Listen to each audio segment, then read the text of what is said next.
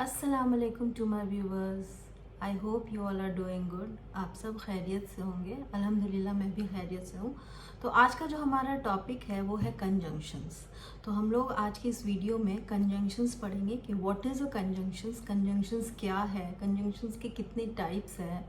Suppose coordinating conjunction, subordinating conjunctions, correlative conjunction. तो ये सारे कंजंक्शंस को हम लोग इस वीडियो में डिटेल में करने वाले हैं। तो आप सबसे रिक्वेस्ट है कि आप सब इस वीडियो को एंड तक देखें ताकि आपका जो कॉन्सेप्ट है वो क्लियर हो जाए।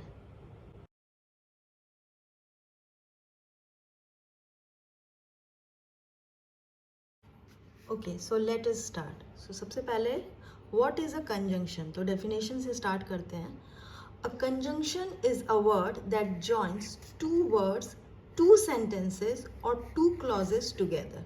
तो कंजंक्शन जो है वो एक वर्ड है जिसके हेल्प से हम लोग टू वर्ड्स को या फिर टू सेंटेंसेस को या फिर टू क्लॉजेस को ज्वाइन कर सकते हैं।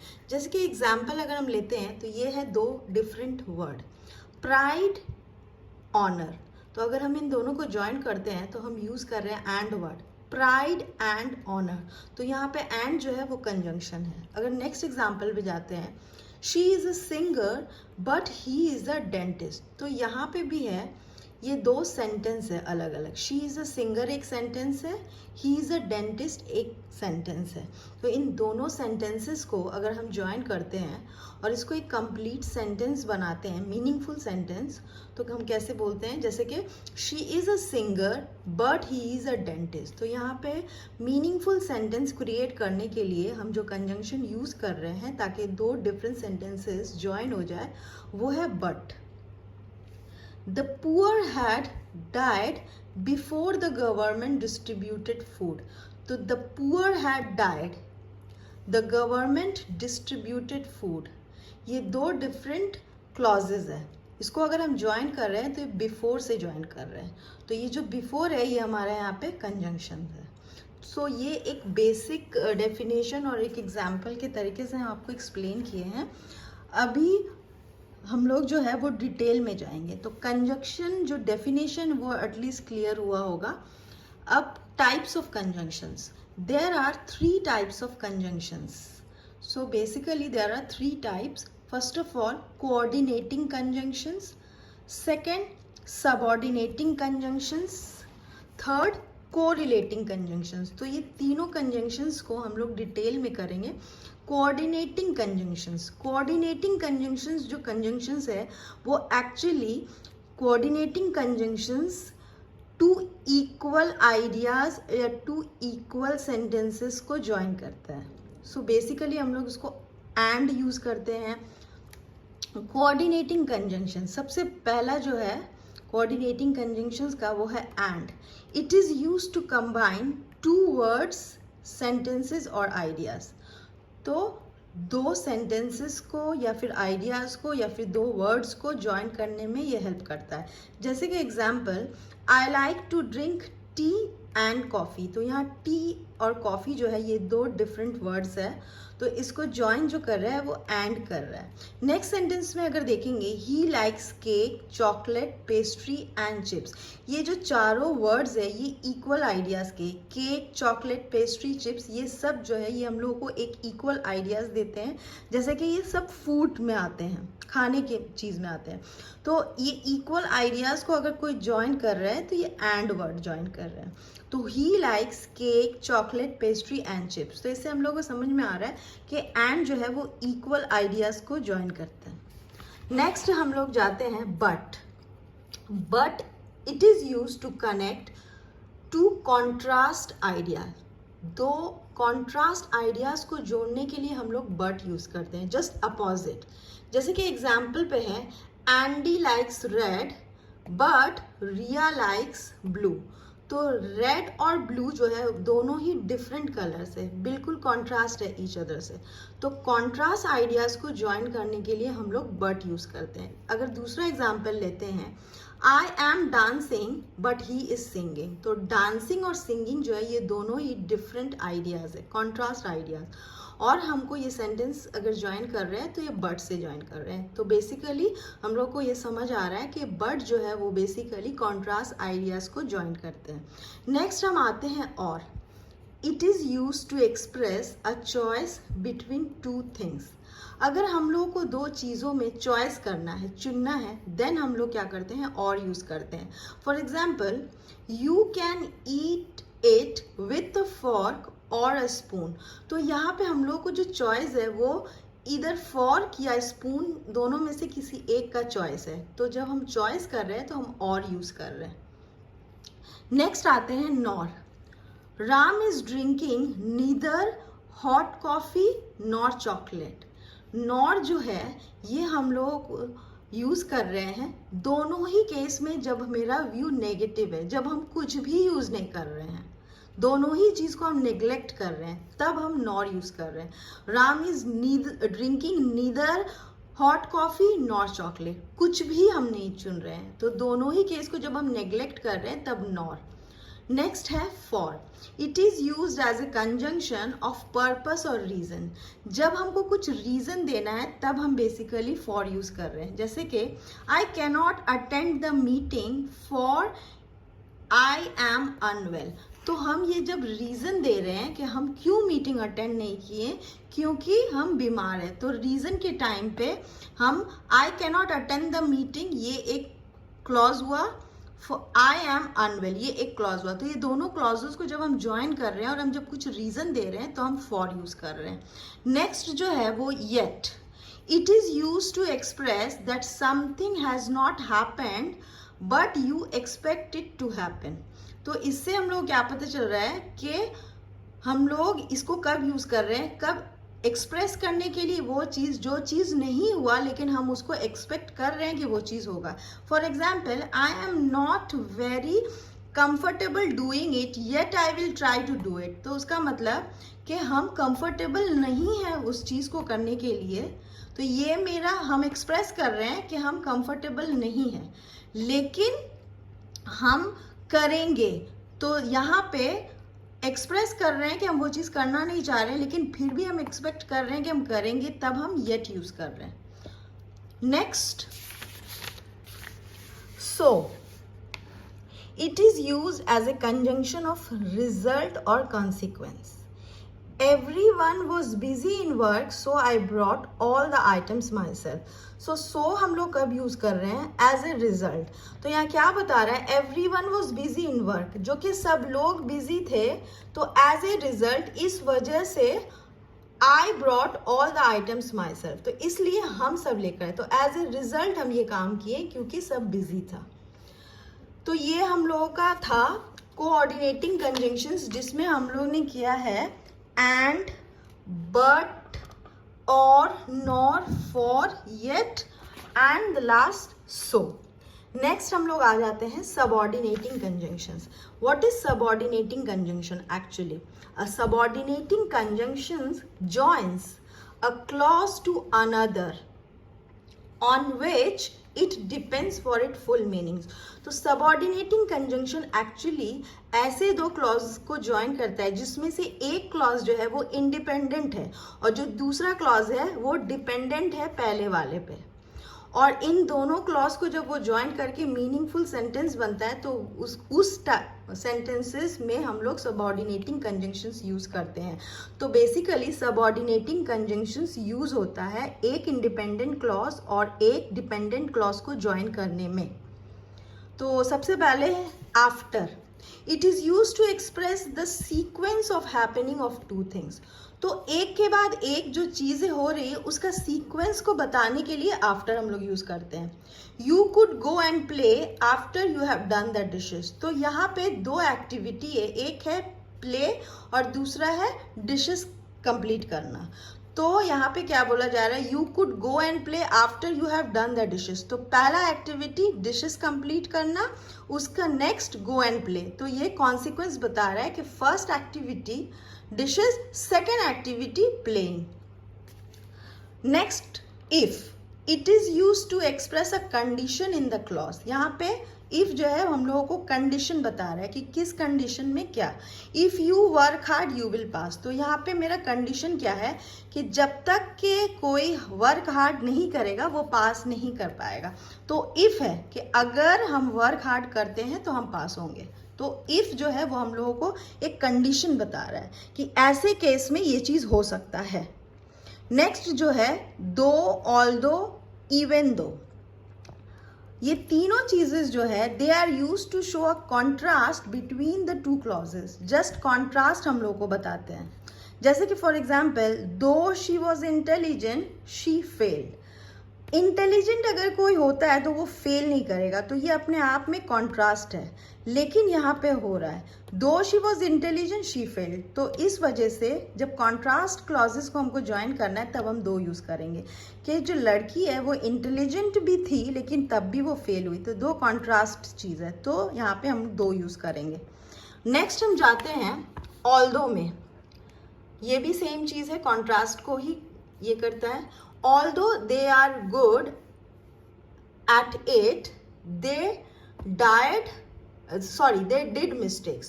तो यहाँ पे भी क्या है कि अगर कोई किसी चीज में गुड रहता है तो मिस्टेक्स करने का चांस नहीं होता. तो इसके बावजूद तो ये दोनों कॉन्ट्रास्ट हो गया. तो इसलिए हम लोग ऑल्दो यूज कर रहे हैं. Although they are good at it, जबकि वो लोग उसमें गुड थे उसके बाद भी उन लोगों ने मिस्टेक्स किया. तो अगेन गुड से एक्सपेक्टेशन है मिस्टेक्स नहीं होने का, उसके बाद भी हुआ तो ये कॉन्ट्रास्ट आइडियाज हो गया. तो हम लोग ऑल्दो यूज कर रहे हैं. I was late to my work even though I helped the old lady. तो यहाँ पे भी मेरा जो है वो कॉन्ट्रास्ट आ रहा है क्योंकि ऑलरेडी हम लेट थे काम पे. तो अगर कोई काम पे लेट है तो वो अपने काम की तरफ ही फोकस देगा, वो और कुछ नहीं करेगा. लेकिन यहाँ पे भी कॉन्ट्रास्ट काम हुआ है कि देर होने के बावजूद भी हेल्प किया गया है. तो ये कॉन्ट्रास्ट है, तो इसलिए इवन दो यूज किया गया है. I was late to my work even though I help the old lady. Next जो मेरा वर्ड है वो है till, subordinating conjunction. It is use to show the extent of time in the clause. तो यहाँ पे टाइम से related है ये. Wait here till I come. तो तब तक वेट करने के लिए कहा जा रहा है जब तक कि हम आ नहीं जाते, तो टिल. नेक्स्ट है जो as. It is use to show cause reason in a sentence. तो ये जो वर्ड है ये बेसिकली हम लोग यूज करते हैं रीजन और कॉज के लिए. She is weak as she was ill. तो वो वीक है क्योंकि वो बीमार थी. तो रीजन ये है मेरा, इसलिए हम एज यूज कर रहे हैं कि वो वीक क्यों है, क्योंकि वो बीमार थी. तो she is weak as she was ill. तो जब हम रीजन दे रहे हैं तब हम एज यूज करेंगे. Until. It shows the negativity related to time. यहाँ पे नेगेटिविटी बता रहा है. Do not go until I come. तो जो ये मेरा नॉट वर्ड है ये एक नेगेटिव है. तो यहाँ पे नेगेटिविटी मतलब किसी चीज को मना किया जा रहा है, नेगेटिव पॉइंट दिया जा रहा है. जब तक कि हम आ नहीं जाते तो हम अनटिल यूज करेंगे. अगर पॉजिटिव होता तो टिल यूज करते. तो when ever negative then until. As if. It is used to show an imaginary condition in a sentence. तो जब हम imagine कर रहे हैं तब हम as if यूज करते हैं. He talks to me as if he were my boss. तो यहाँ पे एक इमेजिनेशन है कि वो इस तरह से मेरे से बात कर रहा है जैसे कि वो मेरा बॉस है. तो एज इफ. तो यहाँ पे इमेजिनेशन हो रहा है, तो इस वक्त हम एज इफ यूज करेंगे. नेक्स्ट आता है when. It shows the time related to an event in a sentence. तो ये व्हेन जो है ये हम लोगों को टाइम इंडिकेट कर रहा है related to an event. I know the time when she was born. तो हमको एग्जैक्ट टाइम पता है कि जब वो पैदा हुई थी. तो यहाँ पे हम लोगों को इवेंट के बारे में बताया जा रहा है. नेक्स्ट हम लोग चलते हैं whenever. This shows the definite situation in a sentence. Whenever I wanted to meet him, he did not come. ये exact सिचुएशन हम लोग को बता रहा है कि जब जब हम उससे मिलने की कोशिश किए हैं वो कभी नहीं आया है. तो एग्जैक्ट सिचुएशन हम लोग को बताया जा रहा है. नेक्स्ट पॉइंट है because. Next word because. It is use to express the reason of an action. यहाँ पे भी अगर कुछ एक्शन हुआ है तो उसका रीजन बताने के लिए बिकॉज यूज कर रहे हैं. जैसे कि I will eat a pizza because I am hungry, तो हम पिज़्ज़ा खाएंगे क्योंकि मुझे भूख लगा है। तो ये एक वैलिड रीजन दिया जा रहा है, इसलिए because. Since it is use to show a time reference in a sentence, ये टाइम बताया जा रहा है। I have been doing this since January, तो कब से हम कर रहे हैं, टाइम बताया जा रहा है कि सिंस जनवरी, जनवरी से हम कर रहे हैं ये काम, तो इसलिए सिंस। नेक्स्ट जो वर्ड है before, it is use to show a position, a time that states an event finished earlier, तो she had written a letter before me, तो ये जो है ये हम लोगों को ये पोजीशन और टाइम बताया जा रहा है उस इवेंट्स का जो कि पहले हो गया है। जैसे कि she had written a letter before me, मेरे से पहले उसने लेटर लिख दिया, तो ये हम लोगों को एक वक्त बताया जा रहा है कि किसी काम करने से पहले किसी और ने कर दिया। वेयर, इट शोज प्लेस और position specification in a sentence, I do not know where it is to be kept, तो यहाँ पे क्या है, इट शोज प्लेस और पोजीशन स्पेसिफिकेशन, तो एग्जैक्ट स्पेसिफिकेशन बताने के लिए कि जगह का या पोजीशन का हम लोग वेयर को यूज करते हैं। I do not know where it is to be kept, तो मुझे नहीं पता कि कहाँ रखना है, तो एग्जैक्टली कहाँ रखना है, स्पेसिफिकेशन। नेक्स्ट जो है that, it is use to join two different clauses in a sentence. Suppose पहला मेरा क्लॉज है शी टोल्ड मी, दूसरा क्लॉज है शी वॉज अ पोएट, तो ये दो डिफरेंट क्लॉजेस को ज्वाइन करने के लिए हम दैट यूज कर रहे हैं।